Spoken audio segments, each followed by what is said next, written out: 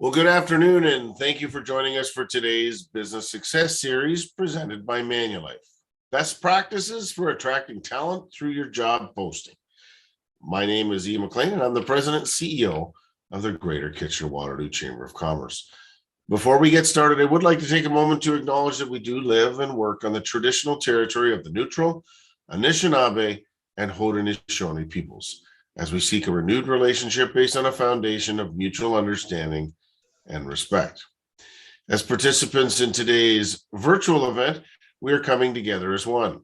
We believe everyone is free to be their true self and receive the same respect and opportunity regardless of age, ethnicity, gender, culture, identity, sexual orientation, beliefs, or language.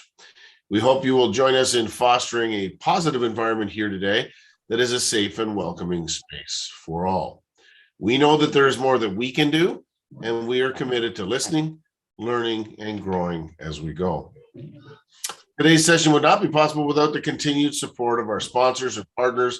So a special thank you to our title sponsor of the Business Success Series, Manulife, our platinum sponsor for the series, the Immigration Partnership of Waterloo Region, and February sponsor, KPMG.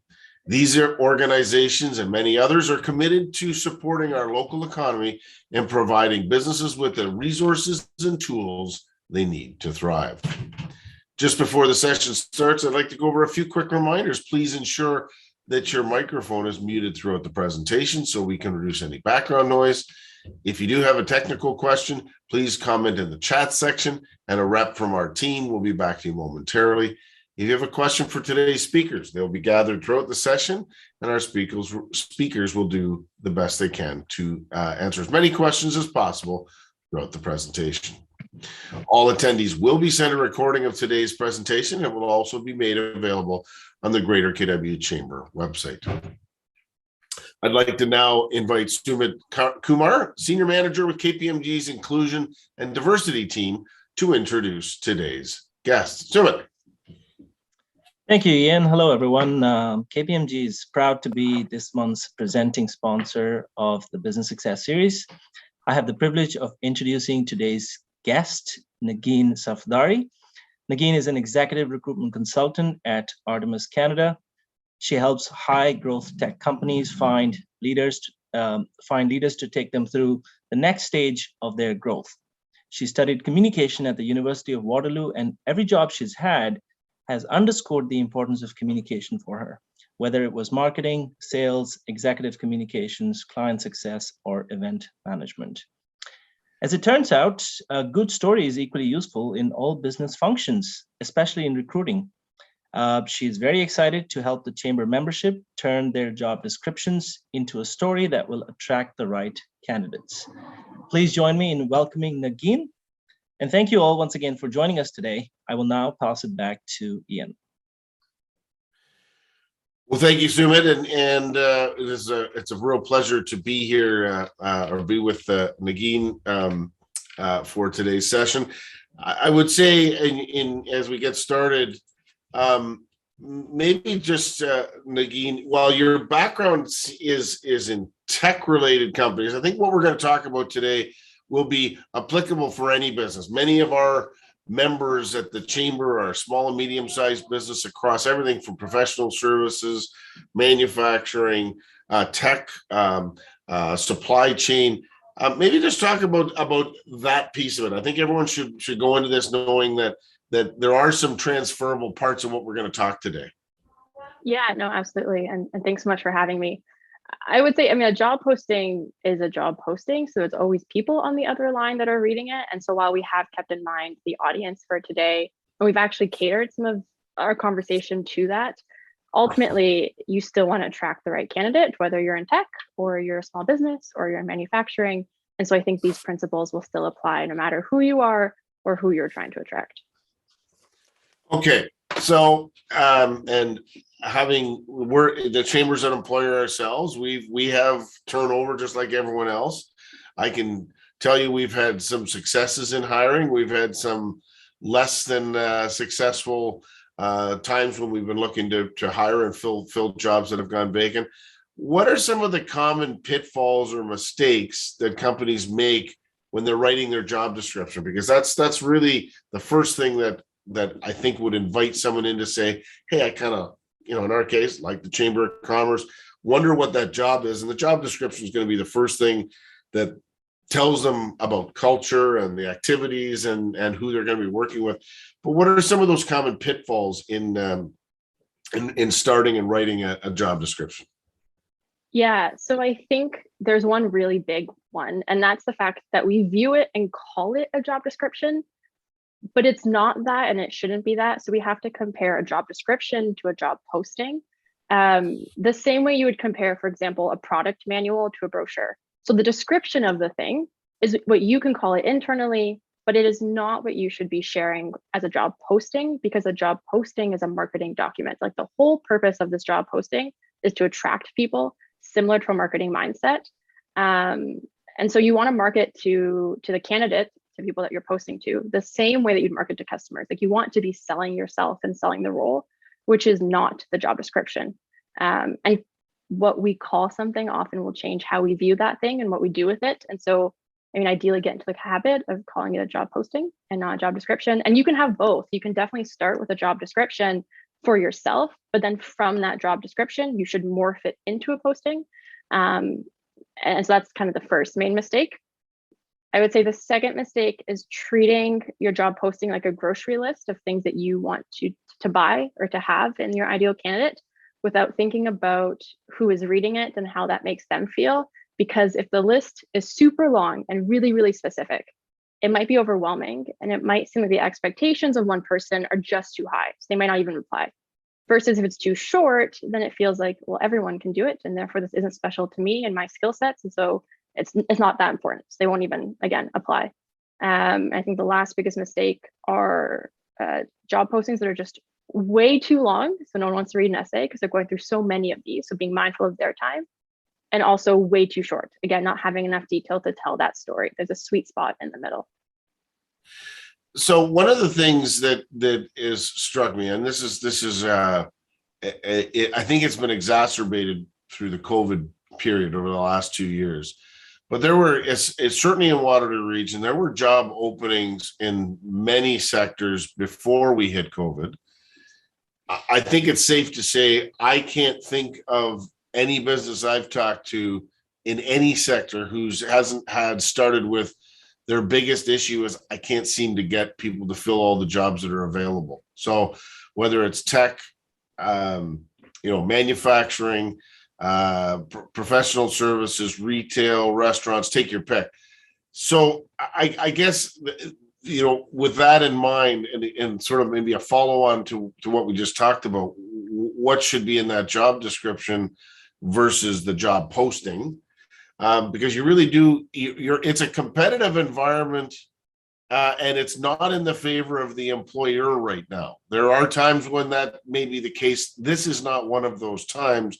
So, I would presume it makes it even more critical to synthesize the job description, which is the laundry list of things that you might do over a year, as an example of all the functions you might do, but synthesize that down into, hey, how do I attract someone to say, this is an exciting, great team to work with. There's some interesting things that are part of the job that you do. That strikes me as being really essential, because as you say, there are so many job postings, and you need to kind of make sure that the available workers that are out there are grabbed, their attention is grabbed right away. Is that I hear you saying the description versus a posting. To me, that's the reason why. Yeah, and I think I'll keep coming back to the marketing example, but if you think of a consumer, they have so many choices. Like, I could go buy any kind of shoe. And so every shoe company is trying to get my attention and tell me why their shoe is going to change my life, even though it's a shoe.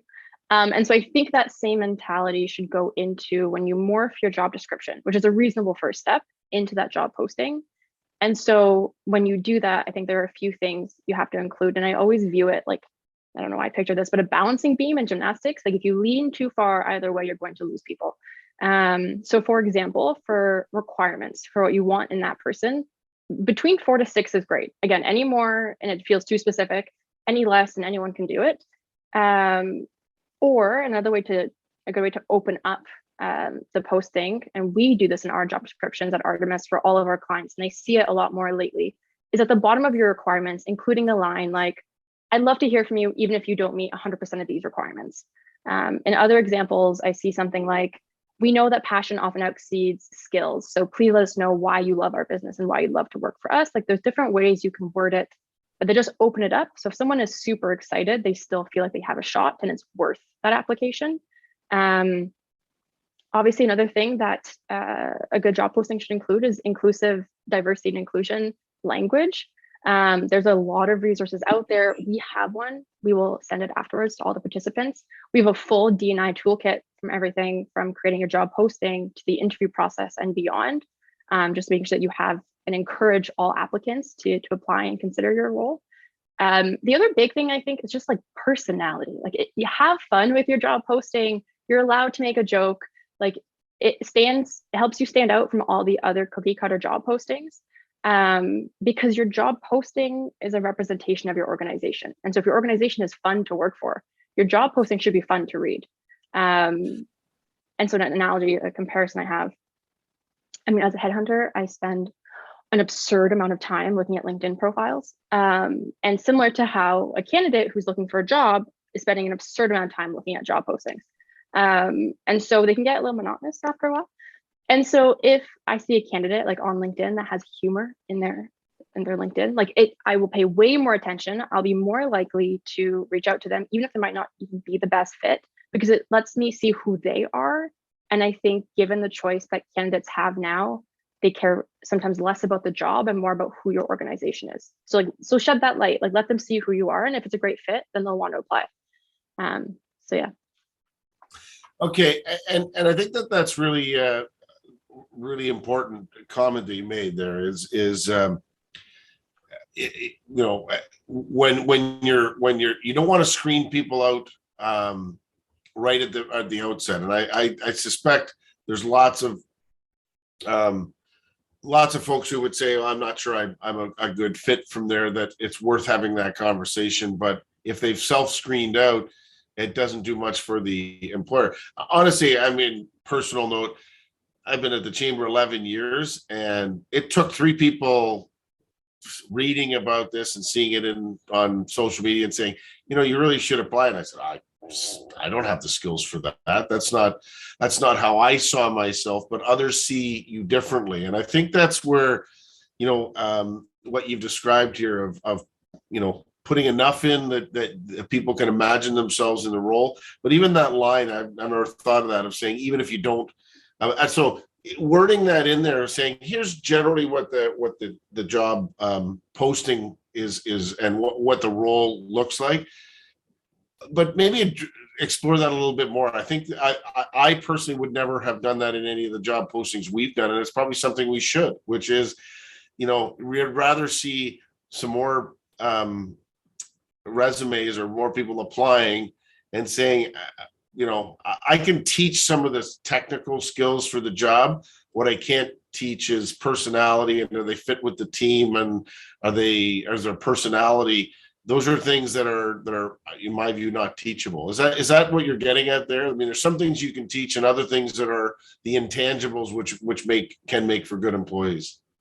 Yeah, I think often when employer goes to find a candidate, they have like that laundry list, and often that laundry list is like the hard skills, if I were to call them that.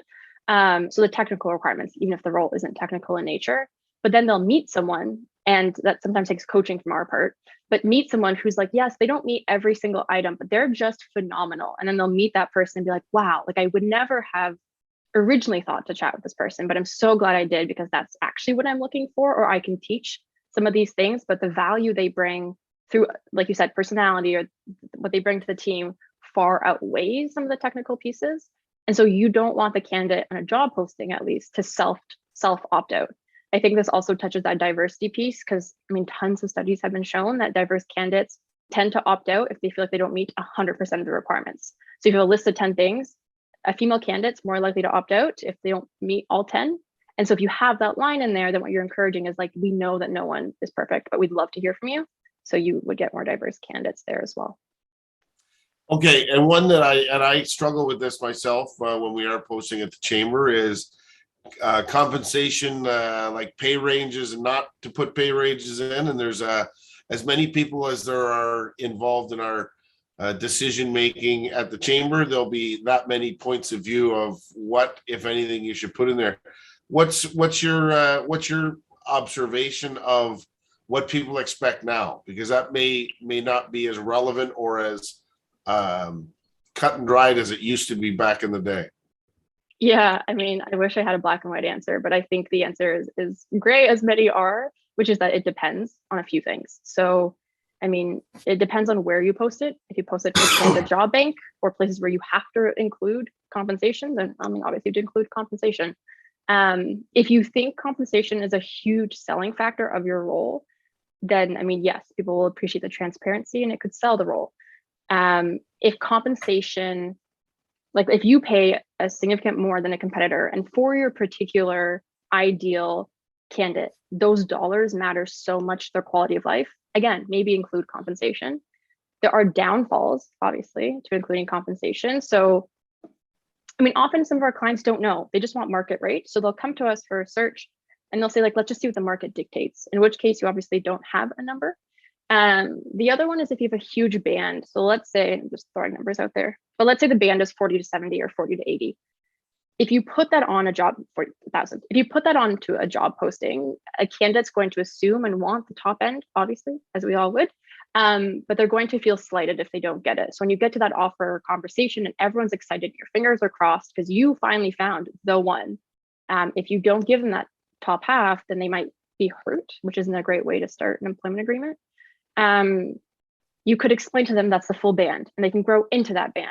And people in the role right now who've been there for 5 years are at the top of that band, but there's still that feeling of, oh, there's money left on the table. So that's the one con. The other con is kind of similar to what we were talking about earlier about having candidates kind of opt out. So if you list, let's say it's 40 to 70K and someone who would have been just perfect for your role makes 80 right now, they're probably not going to apply. But maybe after you met that incredible rock star candidate and you realize like they bring so much more value, or I can give them more scope, or they can do more than I originally thought, I will compete and pay a more reasonable wage given where they are now. You wouldn't have gotten that chance if they didn't apply because comp was in the posting. So you're losing out on great candidates. The reverse is also true. If you have a junior candidate apply who's an absolute, like, again, rock star, so great, you know they'll grow into the role, but it's going to take some time and resources to train them and mentor them. You might not want to give them the top half of the range because it's a lot of effort on your part. But then again, if comp is there, they're going to want the top half. So it depends on who your ideal candidate is, how much those dollars matter to them, and how big your range is.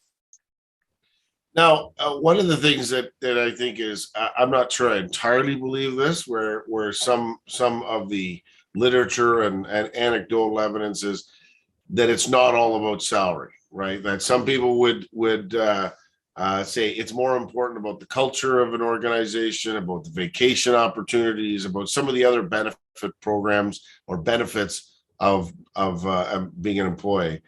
I still think that salary is you can't be so low that you price yourself out of the market. But how do you put that balance together of saying, here's we want to stretch ourselves, we want the best, we're going to pay at the top end, but you can't do it all. You can't have the highest salary and for most companies wouldn't have the highest salary and the highest employee benefits selection.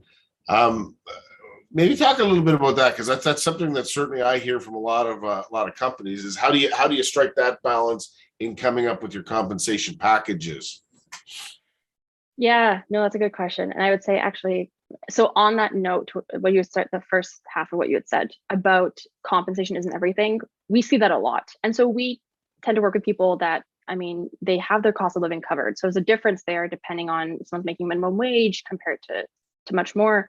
So just one more note actually on, if we often will speak to people who going into the conversation, the first conversation will say like, I need to make at least X, like there's no way, but I'll have the conversation. I'm like, okay. And we try and coach them through it. And they'll get to the point further along in the process where they've fallen in love with the team, the mission, the company. And when it comes to offer, they're actually much more willing to either accept similar or sometimes even less if they're just so aligned with the mission of the company. And so again, if you include compensation on job posting, you don't give your company and your team a chance to prove themselves. And so I think when it comes to compensation, of course, like cost of living is increasing, as we all know. So those things are important. So I think about who's working for you now, and maybe your favorite employees if you have those, but don't tell anyone. But think about the employees that are just amazing. What's important to them is probably what's going to be important to the people that you hire.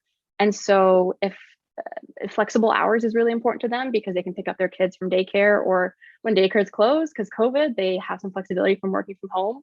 Sometimes that far outweighs compensation, depending on the tax or on the compensation bracket that they're in, and also the tax bracket that they're in at that point as well. Okay. So maybe let's go to the job posting itself. I mean, I've seen job postings, whether it's LinkedIn or in the newspaper, that are half a page in a newspaper, and you get lost in the details.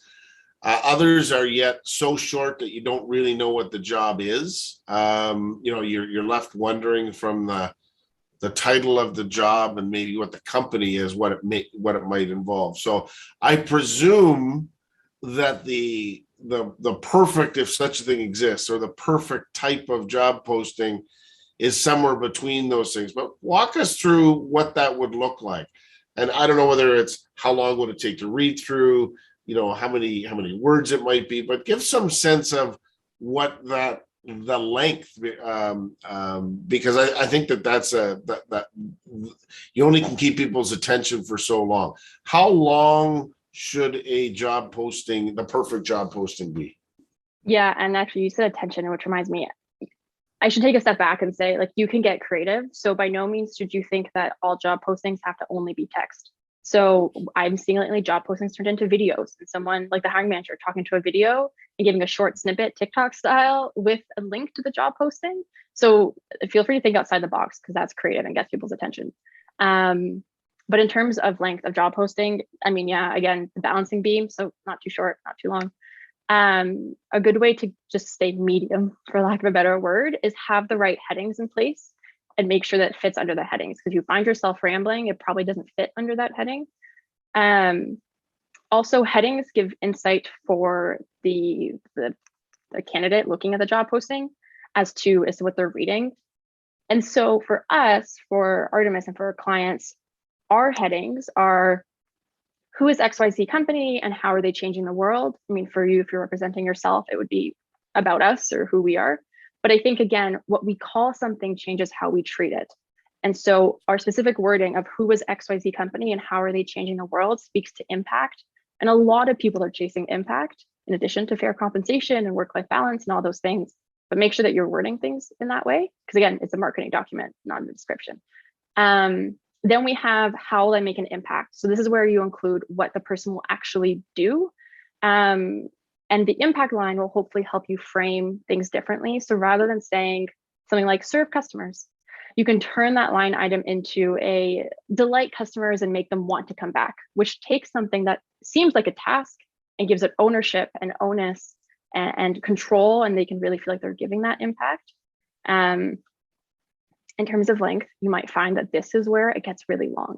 So we often get job postings from clients, and then we kind of judge it for our purposes. And so my judging involves deleting a ton here. Like, I'm just like cut, because I think we have a tendency to just want to describe every single thing that they will ever do in this role, which is great, it's transparent, but you can let, like, the candidate will make some natural assumptions. So if they're going to manage a team of 6, they are probably going to do performance reviews. You don't necessarily have to include that. Like, let them make some assumptions. It doesn't have to be a recipe book. It's just the main high impact things that they'll do. The next part is like our ideal candidate looks like. So this is the 4 to 6 requirements, followed by the line that says something to the effect of, if you don't meet 100% of these requirements, we'd love to hear from you. And lastly, interview process. That being said, order matters. So for us as an agency, we'll put like who it's about first, because people can't assume because they're not coming to work for Artemis. But for your company, if you're representing yourself, you can put about us at the bottom. Because in general, I think with most things in life, especially job postings, the why of your role. So like, why should they work for you? Why would they like it? Why would they be a good fit? That matters way, way more than the what and the how. Like those are the details. And so something you can include in a job posting, for example, at the very top to draw in people, like a marketing ad, let's say, is what our team loves about working at our company or at XYZ. And you can include one-liners from your teammates about what they love working there. That's a selling feature. It's social confirmation. If someone reads something and says, oh, that's really cool, I would love to work for a place where an employee says, I love the work-life balance, they'll buy in and want to read down. Then you can talk about like the role, how they make an impact, or what you'll do and why it matters. And then the ideal candidate looks like, then process, and then about us. And so that's kind of just a good reminder that like the job postings, again, they're not about you as a company. They're about the candidate. And if you want to compare to companies that spend millions and millions and millions of dollars doing these things, thinking about a commercial, like a Super Bowl commercial, if I think of a Nike commercial, again, the shoe example, at the beginning is just about how my life would change if I have this shoe, and I'd be a different person. I'd be fit all of a sudden. I'd have coordination and I'd be a great runner, and all these things about who I'd be and why the shoe is so important. And then at the end, it says Nike, just do it. Because that part doesn't really matter as much as buying into it. So you want your candidate to buy into it and then know who you are. So it's like the Goldilocks, not too long, not too short, not too hot, not too cold. And you got to strike that balance. I do think it's important, who you are, right? Like I know many folks when we've posted, I've had people say, not entirely sure what the Chamber of Commerce does. So we probably need to work on the who we are and why it's important to someone that might want to work with us. Listen, it sort of follows along. So there's length. And you've described some things that would make it more friendly or welcoming, like using a video. And so I guess that the question is there any rule of thumb anymore on how formal your job posting should be? Or is it dependent on the role itself and who the leadership, whether it's the senior management team or who the company is? What does that say about and how does it inform who's going to respond to it? So that formality doesn't matter. Yeah, and I think again, similar to marketing, it really depends on the end user or the reader of the job posting. So like, are the people that you're hiring for super formal in nature, or are they more laid back personalities in general, which sometimes you can get insight into that by looking at your current workforce. So it should be 100% geared to the person that's reading it. So if formality would make them excited to work there, then absolutely make it formal. If casual verbiage would make them excited to work there, or at least excited to have a conversation, then don't make it as formal. Because another way to view job postings is that the purpose of the job posting is just to get someone interested enough to apply and to have a conversation. Then you can keep selling and keep having that conversation on your end.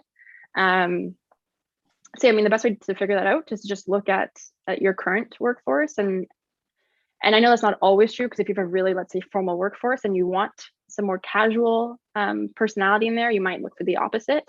But if what you have now is what you want, then cater to that audience. And a great way to do that is actually pull someone in from your team and say like, hey, what do you love about working here? What do you do? What are the best parts of your job? And work with them to create a job posting that they think accurately represents what they do and that they'd be excited about. And then obviously feel free to edit. But I mean, there's a lot of nuggets of truth in there that you as a hiring manager may not, maybe you do, but may not know. So yeah. Okay, one of the questions that it's come in on the in the chat box, and I've had a variety of people when we're looking over the last probably 3 or 4 years, ask and talk about the role of social media in being a channel for attracting talent. In fact, I've had some people who are very successful and are growing their companies successfully say they do nothing but LinkedIn, that they will post on LinkedIn. That's the way they do it. I'm not sure that for our role that's the only channel that we would use, but some people have had success with that. Maybe talk a little bit around the social media or other channels like LinkedIn and I guess Instagram and Twitter and Facebook as an example.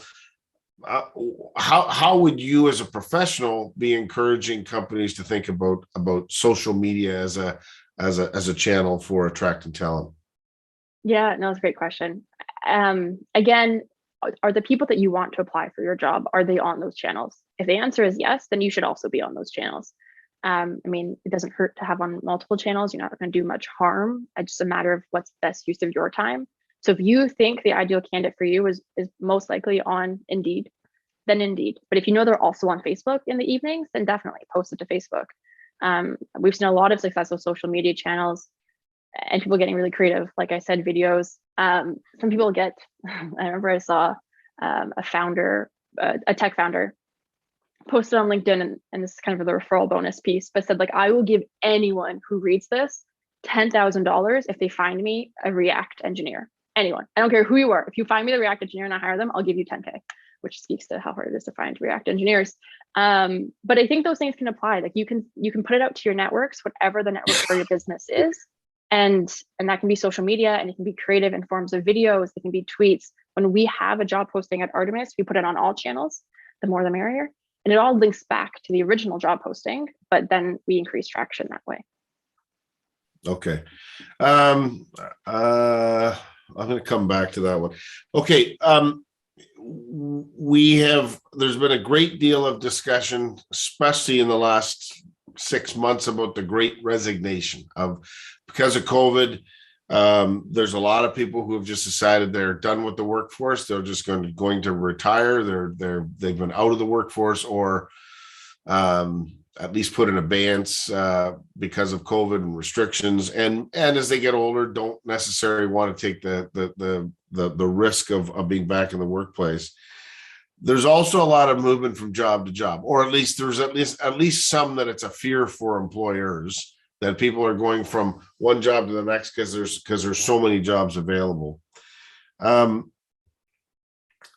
are the key motivators for candidates, and how can businesses use their job postings to better kind of reflect who they're looking for? Because I don't think anyone wants somebody who's just going from job to job, right, trying to move up the salary ladder. But there is some movement happening in workplaces. There are people that are retiring out, and that means there's going to be some natural evolution within your teams. How do we use job postings to try and get the right people for the right jobs? Yeah, and I think you're speaking to, like, there's just a shuffling. It's not that people are necessarily exiting. There are some that are exiting, but there's a shuffle. And I think that shuffle is because of values and things that we're learning really matter over the last couple of years. So for our industry, for example, a lot of people that we talk to are looking for flexibility, like that daycare comment I mentioned earlier, wellness programs, benefits, work-life balance. But this also, again, it depends, because if you're, let's say, in the restaurant business, a small business owner, your candidates who probably are still in restaurant business or were at one point are most likely looking for job security because they lacked it in recent years. So I think about who you've been employing and who you employed both pre, during, and then hopefully we're post-COVID soon. But think about what they've struggled with, like what have been their pain points, and then the opposite of that is their motivator. And so, I mean, another example is if you, before COVID, were always in office, but you were forced to go remote, and your employee saw that it does work. Maybe there's a need for hybrid, but it does work. But now you're forcing everyone to go back into the office full time. That might cause some people to want to leave because they actually like this balance. And so again, what are the people that have worked for you struggled with in most recent years? The opposite of that. And to put that in your job posting, candidates they don't need a perfect solution to that problem. So again, if it's work-life balance, if it's more stable employment, whatever that is, but they want their employers to at least address it and highlight it, because it signifies to them that you care and that you're aware of it, and you're en route to finding a solution, even if you're not there yet. So I've seen a lot of our clients have like, so sometimes there's a careers page, which has a summary of working at X, and then there's a job posting. But if you're posting your job posting on a third-party website, then everything might be in that whole posting. So the bottom, they'll include their wellness programs and their benefits and the work-life balance and all those things to help kind of with that shuffle towards you.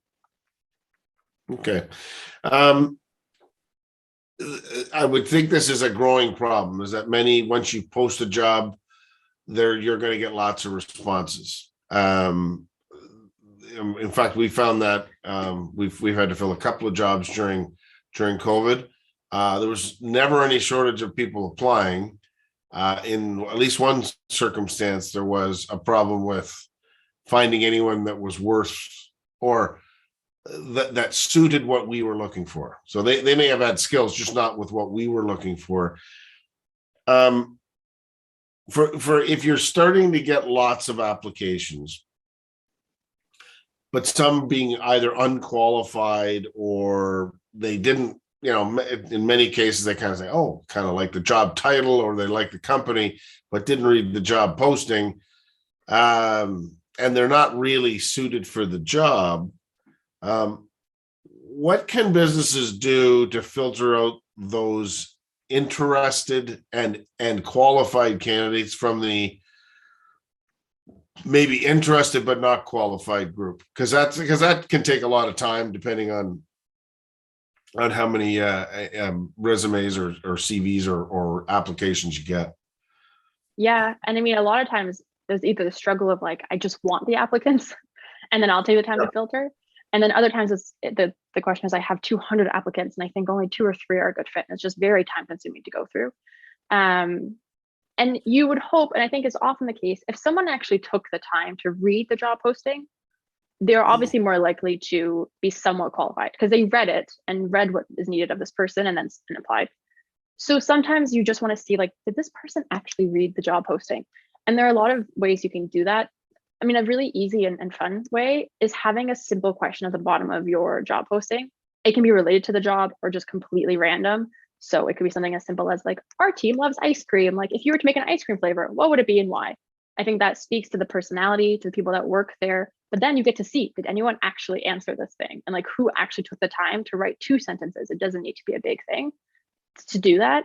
It can also be obviously relevant to the work that you do. Like, if you're a furniture store, you can be like, what's your favorite piece of furniture in your house, if that's relevant to you as a furniture store. Or it can be fully serious. So diversity and inclusion is really important to us. What's one thing that you do to ensure that you consider that in your everyday life or something like that? So if it's there, then they've read it, took the time and care enough, and you're not just one of 200 applications that they just like shot out into the virtual world. So that's one way to do it.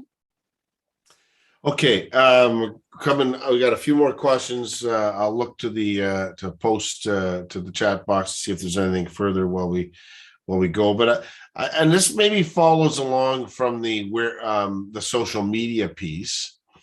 But where should companies be looking to post and share job postings? I mean, is there, again, we talked about LinkedIn, but I mean, what are the places that people should be posting their job posting?